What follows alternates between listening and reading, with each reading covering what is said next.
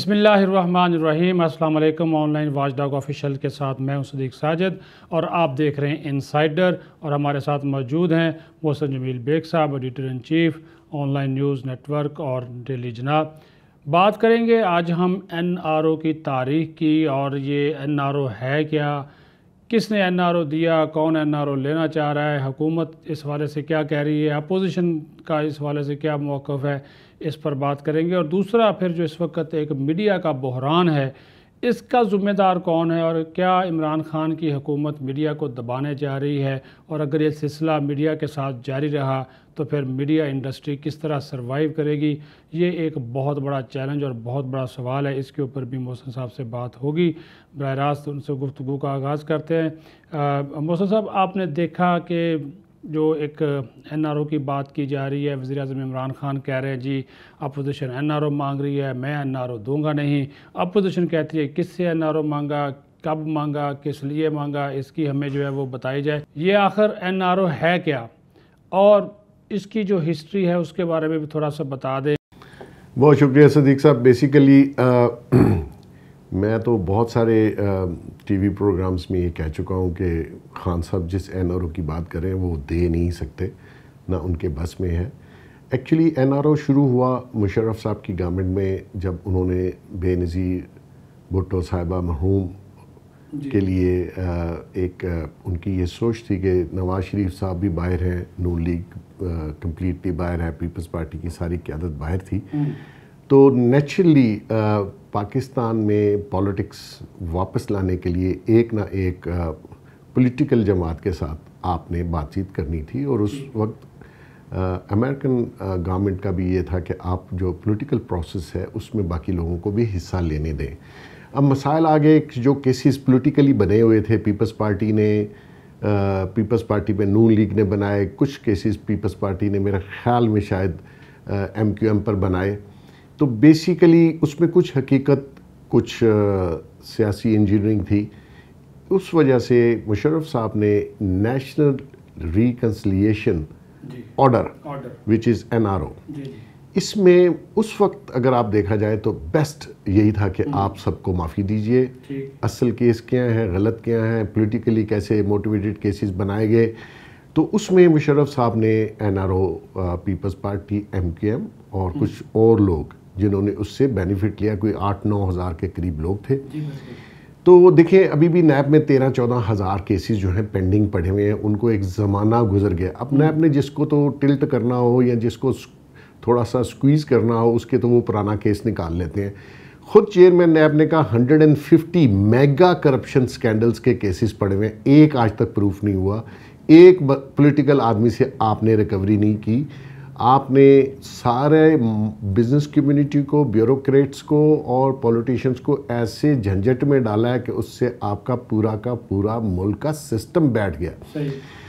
مشرف صاحب نے reconciliation order اس لیے اس وقت جاری کیا تاکہ پیپلز پارٹی آ سکے، پولیٹیکل پروسیس میں حصہ لے سکے۔ اسی طرح ایم کیو ایم کا پریشر بھی تھا، اور اس میں جو میجر کردار ادا کیا گیا وہ اس وقت کی امریکن ایمبیسیڈر تھیں این پیٹرسن، ان کا ایک میجر تھا، اور اس طرف سے بہت ہی سمجھ بوجھ والے بیوروکریٹ طارق عزیز صاحب تھے، جن کی ویژن بہت آگے تک دیکھنے کی تھی، اور وہ سمجھتے تھے کہ یہ ملک پولیٹیکلی ہی چل سکتا ہے اور اس کا پروسیس رکنا نہیں چاہیے۔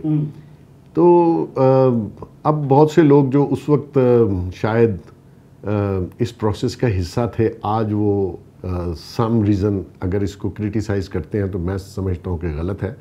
اور اسٹیٹ کا ادارہ تھا، فوج نے مل کر یہ این آر او اس لیے دیا کہ آپ پولیٹیکلی اس ملک کو بہتر انداز میں چلا سکیں، نہ کہ ایک جماعت دوسرے پہ اور دوسری جماعت تیسرے پہ پولیٹیکل کیسز بنائے، اور وہ کیسز پھر فائنلائز نہیں ہوتے، لیکن اس سے ملک کا بدنامی بھی ہوتی ہے ملک کی، اور نقصان بھی ہوتا ہے ملک کا۔ اچھا بیگ صاحب، آپ نے امریکی سفیر کی بات کی ہے، تو کیا براہ راست کردار تھا ان کا اس میں؟ دیکھیے براہ راست تو نہیں تھا، لیکن ان کا خیال تھا کہ آپ اس پروسیس کو جو آپ کرنے چاہ رہے ہیں وہ اس کو اپریشیٹ کر رہے تھے۔ انہوں نے بے نظیر صاحبہ سے بھی میرے خیال میں ان ٹچ تھے امریکنز، اور ہوتے ہیں. آپ دیکھیے کہ جیسے ہی NRO پیپلز پارٹی کو اور MQM اور باقی لوگوں کو جب ملا تو سعودی گورنمنٹ نے نواز شریف صاحب کے لیے بھی کہنا شروع کیا کہ اب وہ بھی پولیٹیکل پروسیس سے باہر نہیں رہیں گے, اور نواز شریف صاحب آ گئے. کیونکہ جب پہلے یہ آئے تو اس وقت یہ اپنی مرضی سے آئے تھے. سیکنڈ ٹائم پہ سعودی گورنمنٹ نے مشرف صاحب کو کہا کہ ان کو آنے دیں, ان کو پولیٹیکل پروسیس میں حصہ لینے دیں. تو یہ آئے, اس وقت الیکشن میں تھوڑا ٹائم تھا, لیکن یہ آئے, انہوں نے آ کے اپنی جماعت میں جو بھی کیا 55 سیٹس لی انہوں نے. تو میں سمجھتا ہوں کہ یہ پروسیس NRO کوئی ایسی چیز نہیں ہے جو اس دنیا میں نہیں ہوتی, بہت سی دنیا میں ہو. ساؤتھ افریقہ میں ہوا, افریقن کنٹریز میں بہت سی جگہ پہ ہوا جہاں پولیٹیکل پروسیس اتنا اسٹرانگ نہیں تھا اور لوگ پولیٹیکل وکٹمائزیشن کرتے ہیں. تو مقصد یہ تھا کہ آج بھی اس کو گالی بنا دیا گیا, یہ گالی نہیں ہے. اچھا بیگ صاحب, یہ فرمائیے گا کہ کیا مشرف کو اس کا فائدہ ہوا؟ دیکھیے, مشرف صاحب نے بہت اچھا ٹائم گزارا, اور جتنا ٹائم انہوں نے اسپینڈ کیا اس میں ملک کی اپ لفٹ ہسٹری میں شاید ایسی نہ ہوئی ہو کسی بھی آرمی کے ٹیک اوور میں. انہوں نے بزنس کمیونٹی کو بہت ریلیکس کیا. انہوں نے ہمارے میڈیا کو جس طریقے سے آزاد کیا, کوئی پولیٹیکل لیڈر, میں چیلنج کرتا ہوں, آپ اتنا فریڈم میڈیا کو نہیں دے سکتا جتنا مشرف صاحب نے دیا. اور وہ نیچرلی بلانگس ٹو آرمی, ان کا وہ لیجٹمیٹ کیس نہیں بنتا تھا, otherwise he was a wonderful leader. اور انہوں نے کس طریقے سے اس ملک کو, جس کرائسس میں یہ ملک تھا جب نواز شریف صاحب گئے, فائنینشلی بھی اور اوور آل انہوں نے اس میں سے نکالا اس کو. بزنس بہت فلورش کیا, ہماری اکانومی بہت اچھی چلی, بزنس کمیونٹی کو ایک بہت کانفیڈنس دیا کہ وہ اپنا بزنس کر سکیں. بٹ ملٹی نیشنل کمپنیز, جس کو آپ آج کل کہتے ہیں جی فارن انویسٹمنٹ اگر دیکھنی تھی تو اس دور میں دیکھ لیجئے کتنی کمپنیز آئیں, کیا کچھ ہوا, کیسے یہ ملک آگے گیا. ہاں, ان کے پاس ان کو شاید جو ان کے پولیٹیکل الائز تھے جیسے کہ چودھری پرویز الہی شجاعت صاحب, انہوں نے تھوڑا سا ان کو مس گائیڈ کیا صرف اپنے لیے کہ ہم رہیں اور کوئی پولیٹیکل پروسیس میں نہ آئے. اس میں چودھری صاحبان نے ایسا باور کیا کہ مشرف صاحب ان کی باتوں میں آئے. حالانکہ میں سمجھتا ہوں کہ اگر وہ ان کی باتوں میں نہ آتے اور میرٹ پہ چلتے تو شاید آج بھی مشرف صاحب کی لیگیسی باقی ہوتی. اچھا بیگ صاحب, میڈیا کی آپ نے بات کی ہے. پرویز مشرف کے دور میں میڈیا کو آزادی ملی, سینکڑوں چینلز آئے, روزگار لوگوں کو ملا, وہ چینلز چل بھی رہے. لیکن جب سے عمران خان کی حکومت آئی ہے, آپ دیکھ رہے ہیں کہ میڈیا بحران ہے, میڈیا انڈسٹری تباہی کی طرف جا رہی ہے. چونکہ آپ خود بھی ایک میڈیا مین ہے, ساری صورتحال کا آپ کو اچھی طریقے سے علم ہے. تو کب ہم اس صورتحال سے نکلیں گے اور اس کی ذمہ داری آپ کس پہ ڈالتے ہیں؟ دیکھیں جی, میں بہت زیادہ پریشان ہوں عمران خان صاحب کی سوچ پہ کہ انہوں نے میڈیا کے خلاف جو بھی اقدامات کیے کسی کے کہنے پہ کیے. حالانکہ وہ اس پروسیس کا حصہ رہے ہیں. جب نواز شریف صاحب تھے وہ تقریباً کوئی 30-35 بلین تک کی ایڈورٹائزمنٹ ان کی گورنمنٹ, پنجاب گورنمنٹ اور فیڈرل گورنمنٹ کر رہی تھی. اس میں میڈیا کو مل بھی رہا تھا, جو ان کے ہم خیال میڈیا نہیں تھا اس کو بالکل ایڈ نہیں مل رہے تھے, اس میں ہم بھی شامل تھے. لیکن ایک پروسیس چل رہا تھا, اور عمران خان صاحب کو اس وقت کچھ چینل جو آج عمران خان صاحب کے ساتھ ہیں, یا کچھ میڈیا کا حصہ جو آج عمران خان صاحب کے ساتھ ملا ہوا ہے اپنے مفادات کے لیے, اس وقت وہ ان کے خلاف تھا کیونکہ ان کو دوسری طرف سے بزنس میں مل رہا تھا اور ساری مراحت مل رہی تھی. اب بیسیکلی دیکھنا یہ ہے کہ یہ پالیسی جو انہوں نے بنائی, پہلی تو انہوں نے کٹ لگایا جی 1585, یعنی کہ آپ نے میڈیا ایڈورٹائزنگ میں ایڈورٹائزنگ ایجنسیز کا رول ختم کر دیا, جو کہ میں سمجھتا ہوں کہ غلط ہے. اسی طرح پھر 4 سے 5 یا 6 میڈیا گروپس نے کہا صرف آپ ہمیں بزنس دیں, جو کہ ہر گورنمنٹ کے ساتھ مل جاتے ہیں, اور وہ چاہتے ہیں کہ چھوٹا میڈیا, ریجنل میڈیا بالکل ختم ہو جائے. اور خان صاحب ان کی باتوں میں آئے ہوئے because he is in a government.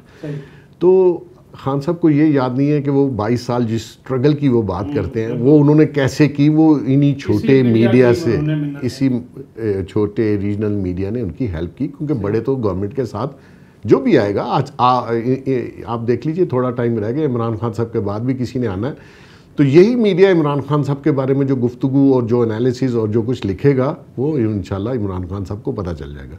اب مسئلہ یہ آ رہا ہے کہ ہم نے میڈیا انڈسٹری کو بچانا کیسے ہے. اب دیکھیے پنجاب میں انہوں نے میڈیا پالیسی جاری کی، وہ بالکل وہی پالیسی ہے جو 4-5 چینل چاہتے تھے کہ ان کو بزنس ملے، اور جو ریجنل نیوز پیپرز ہیں یا ریجنل میڈیا ہے وہ بالکل ختم ہو جائے. اسی کو بیس بنا کے پنجاب کی میڈیا پالیسی جاری کی، جو کہ انتہائی غلط ہے اور یہ میڈیا کش پالیسی ہے. دیکھیے آلریڈی گیجٹس آئے، چیزیں آئیں، لوگوں نے بکس پڑھنی چھوڑ دیں، بچوں نے نیوز پیپر پڑھنا چھوڑ دیا. یہ پوری دنیا میں ایسا نہیں ہوتا. بچوں کے لیے نیوز پیپر بہت ویلیو رکھتا ہے. بکس، کتابیں، رائٹرز آپ ختم دنیا میں کر دیں گے. ہماری تو قوم ویسے ہی بہت پیچھے ہے ایجوکیشن میں. آپ یہ ظلم کر رہے ہیں. آپ میڈیا کی انڈسٹری میں اتنے لوگ بیچارے جاب لیس ہوئے، مالکان کا قصور اس لیے نہیں ہے، وہ بیچارے پیمنٹ نہیں کر سکتے. اب یہ مارچ کی جو کلیئرنس ہو گئی ہے اس کے بعد میں سمجھتا ہوں میڈیا کو کچھ ملنے والا نہیں ہے، مزید کرائسس بڑھ جائے گا. دوسری بات یہ ہے کہ انہوں نے جو فیڈرل میں پالیسی بنا رہے ہیں، ایک ایکس بیوروکریٹ صاحب ہیں جن کی یہ ذہن کی اختراع تھی 85 اور 15 جو انہوں نے ایڈورٹائزنگ میں کیا. اب وہ یہاں پہ ایک کونسل یا ایک کمیشن بنا رہے ہیں جس کے تحت مسئلہ یہ آ جائے گا صدیق صاحب کہ اگر فرض کریں میں گورنمنٹ کی کوئی اگینسٹ خبر یا فیکٹس یا کوئی ایسا سکینڈل میں پرنٹ یا چھاپ دیتا ہوں یا نیوز ایجنسی سے جاری کر دیتا ہوں تو گورنمنٹ کے پاس اختیار ہے کہ اس کے چیک بھی روک لے. اگر آپ میرے چیکس ایڈورٹائزنگ کی مد میں 6 مہینے نہیں دیتے تو سمجھے میں تو مر گیا. تو ایسی صورت میں یہ جو بھی ان سے کروا رہا ہے خان صاحب سے وہ غلط کروا رہا ہے. میڈیا کو زندہ رہنے دیں، میڈیا کے ورکرز کو، میڈیا انڈسٹری کو. یہ کسی بھی ریاست میں ایک ریاست کا ستون ہے. اب آپ اگر ریاست کے ایک ستون کو بھی گرائیں گے تو آپ میرا خیال میں بچ نہیں سکیں گے. جو ریاست کے ادارے ہیں، جو اسٹیٹ کے ادارے ہیں، جنہوں نے ملک کو بچانے کی قسم کھائی ہے، ان کے لیے بھی ضروری ہے. اب آپ دیکھیے ایک ایڈ چھپتا ہے علامہ اقبال اوپن یونیورسٹی کا جو کہ بلوچستان اور کشمیر میں نہیں چھپتا. آیا وہ پاکستان کا حصہ نہیں ہے؟ وہاں کے بچے ڈپرائیو کر رہے ہیں آپ ان لوگوں کو کہ وہ کسی جگہ آ کے ایڈمیشن نہ لے سکیں. ایسی چیزیں نفرت پھیلاتی ہیں. یہ ملک توڑنے اور ملک کے خلاف سازش ہے جس کے اوپر خان صاحب آپ کو لوگ بتا رہے ہیں. میں آپ کو یہ بتا رہا ہوں یہ پالیسی نہیں چلے گی. یہ آپ کے لیے بھی اور آنے والے ہر اس شخص کے لیے جو اس گورنمنٹ آنے والی گورنمنٹ کا حصہ کو اس کے لیے. دیکھیں گورنمنٹ ساری زندگی آپ نے پرائم منسٹر نہیں رہنا. آپ 22 سال جو سٹرگل کرتے رہے یہی میڈیا آپ کے ساتھ تھا. میں آنی شاہد ہوں کن لوگوں نے آپ کو فیور دی اور جن چینلوں کو آج آپ انٹرویو دے رہے ہیں وہ آپ کے بارے میں اس وقت کیا کہتے تھے. وہ ریکارڈ کا حصہ ہے، سوشل میڈیا پہ پڑا، دیکھ لیجئے، شاید آپ کو سمجھ آ جائے. تو مقصد یہ ہے کہ جو میڈیا کو ختم کرنا چاہتا ہے میں سمجھتا ہوں صدیق صاحب وہ خود ختم ہو جائے گا. انشاءاللہ میڈیا رہے گا اور اس کے لیے ایک بھرپور سب کو مل کے میڈیا کے سب لوگوں کو میری ریکویسٹ ہے کہ اس کے لیے کھڑے ہوں اور اس کے لیے آواز اٹھائیں. یہ آپ کی بقا ہے اور اس ملک کی بقا ہے. اچھا بیگ صاحب، ایسا کیوں ہوتا ہے کہ جب یہ حکومت میں آتے ہیں تو میڈیا ان کو بہت برا لگتا ہے، لیکن جب اپوزیشن میں ہوتے ہیں تو بہت ہی اچھا لگتا ہے، لیکن جب کرسی پر بیٹھتے ہیں تو پھر میڈیا جو کوئی بھی بات کرے تنقید بھی ان کو جو ہے وہ پسند نہیں ہوتی؟ صدیق صاحب میں ان پولیٹیشنوں پہ حیران ہوں کہ جب یہ خاص نہیں ہے، میڈیا کی بات نہیں ہے، ویسے بھی اگر اپوزیشن میں ہوں گے تو ان کا بیہیویئر اور ہوتا ہے. جیسے یہ چیئر پہ بیٹھتے ہیں، ایکچولی صدیق صاحب کرسیاں بہت بڑی ہیں، یہ لوگ بڑے چھوٹے ہیں. یہ پاکستان میں المیہ یہی ہے، کرسیاں اور عہدے بہت بڑے ہیں، لوگ اتنے چھوٹے ہیں. جب وہ ان چیئرز پہ بیٹھتے ہیں وہ شاید اوقات بھی بھول جاتے ہیں، ماضی بھی بھول جاتے ہیں اور اپنا آنے والا فیوچر بھی بھول جاتے ہیں کہ آگے کیا ہوگا ان کے ساتھ. تو مقصد یہ ہے کہ آپ کو اگر اللہ نے عزت دی ہے، کسی عہدے پہ پہنچایا، اس کا یہ مطلب نہیں ہے کہ آپ سب کو وہ پاور جو آپ کو اللہ نے دی ہے اس کا غلط استعمال کریں اور اس کو اس سینس میں استعمال کریں کہ باقی شاید کسی کو سانس بھی نہ ملے. تو یہ چیزیں غلط ہیں اور یہ میں سمجھتا ہوں کہ یہ کم ظرفی میں آتا ہے. یہ پولیٹیشنز جو ایسی سوچ رکھتے ہیں میں سمجھتا ہوں کہ ان کے لیے عہدے، کیونکہ ان کا بیک گراؤنڈ بھی چیک کر لیجئے، آپ کو پتہ چل جائے گا کہ یہ عہدہ وہ ڈیزرو کرتا تھا یا نہیں کرتا تھا. بہت شکریہ بیگ صاحب آپ کے وقت دینے کا. ویورز، آپ نے گفتگو سنی محسن جمیل بیگ صاحب کی، دونوں ایشوز کے اوپر انہوں نے جو ہے وہ اپنی دل کی باتیں جو ہیں وہ آپ کے سامنے رکھی ہیں۔ NRO کی حقیقت اور میڈیا کا جو بحران ہے۔ ہمارا جو چینل ہے آن لائن ڈیجیٹل TV، اس کو سبسکرائب کریں، لائک کریں، شیئر کریں، اپنا خیال رکھیں۔ پاکستان زندہ باد۔